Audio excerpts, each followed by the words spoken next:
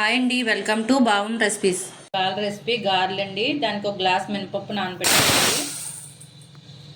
బయట క్రిస్పీగా లోపల మెత్తగా రావాలంటే కొంచెం బియ్యం వేసుకోండి. కడుక్కున్న తర్వాత 2 అవర్స్ నానబెట్టుకోండి. 2 అవర్స్ పాటు నానబెట్టుకున్న పప్పును గ్రైండ్లో వేసుకుని మెత్తగా పేస్ట్లా చేసుకోండి.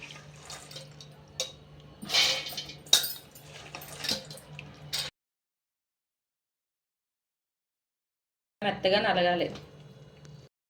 ఉప్పు వేసుకుని పిండి కలుపుకోండి. ఇలాంటి కవర్ కానీ క్లాత్ కానీ తీసుకుని గిన్నెతో వాటర్ కూడా తీసుకోండి.